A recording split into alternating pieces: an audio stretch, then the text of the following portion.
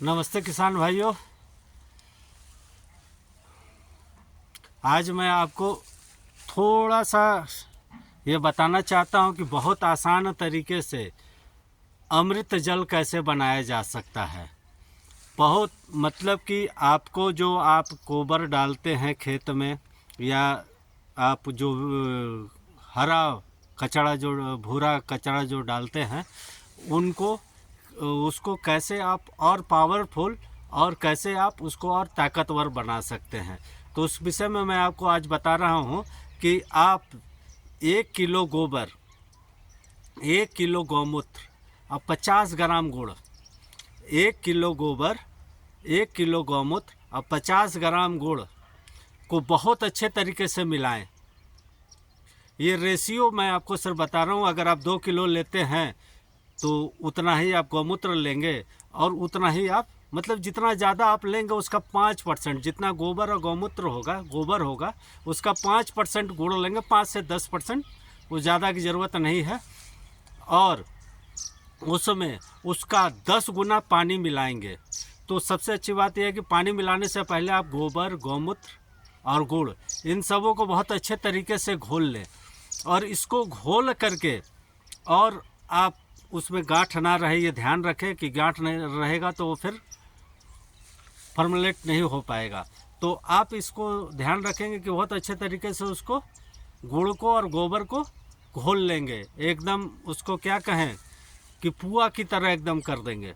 उसके बाद उसमें 10 लीटर पानी मिलाएंगे। पानी मिलाने के बाद आपको उसमें 3 दिन तक उसको ढक कर रखना है। 3 दिन तक अगर आप ढक के रखे हैं उसको, सुबह शाम उसको चला सकते हैं, नहीं भी चलाएं तो कोई बात नहीं है। छायादार स्थान में आपको ढक करके रखना है। ढक करके रखेंगे तो वो क्या होगा, उसमें जो जीवाणु उत्पन्न होंगे वो रोशनी से या गर्मी से बचे रहेंगे। वो जीवाणु जो क्योंकि वो अंधेरे में ढके हुए रहेगा तो अच्छा उसका प्रजनन होगा। जब उनका प्रजनन 3 दिन में अच्छे से हो जाता है तो उसमें उसका 10 गुना पानी मिला करके, 10 गुना पानी मिला करके जितना आपने वो तैयार किया है फार्मूला, गोबर, गौमूत्र, गुड़ और पानी मिला करके, उसके बाद उसमें 10 गुना पानी मिलाना है और उसको खेत में छिड़कना है। या तो आपका जो गोबर का ढेर है उसके ऊपर आप डालें, उसके ऊपर में वो डालने का भी एक पद्धति है, उसमें आप डंडे से छेद करके अंदर तक जाए उसको डाल करके उसको ढक करके रखें। गोबर सड़ाना, जैसे दूध को अगर दही बनाना है तो उसमें जोरन डालना पड़ता है, वैसे ही खाद को गोबर को खाद बनाना है तो आपको उसमें कुछ न कुछ डालना ही होगा जोरन के रूप में। तो वो जोरन का काम आपका ये अमृत जल करेगा। वो उसको धीरे धीरे उसमें बैक्टीरिया उत्पन्न करके और जीवाणु उत्पन्न करके उसको केचुआ उत्पन्न करेगा। उसको आप ढक करके रखें और आप वो करते रहें।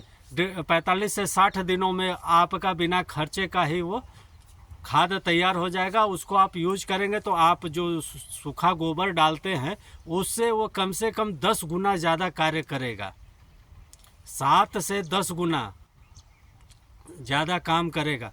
तो आप लोग ये ध्यान रखें कि खेत में सूखा गोबर या ताज़ा गोबर ना डालें, उसके ऊपर उसका ढेर लगा करके उसके ऊपर अमृत जल डाल करके ही उसको प्रोसेस करके और खाद बना करके ही उसको डालें, जिससे कि वो आपके खेत को, आपकी मिट्टी को ज़्यादा ताकत दे सके।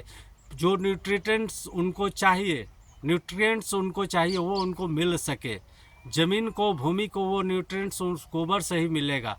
वो गोबर को जब आप प्रोसेस करके बनाते हैं तो मैं आप लोग सभी से आग्रह करूँगा और कि इसको आप अपनाएं और करना शुरू करें। और विशेष जानकारी कोई भी है तो हमारे व्हाट्सएप चैनल को फॉलो करें, हम लोग उस पर सारा कुछ आपको डिटेल में देते रहेंगे। नमस्ते।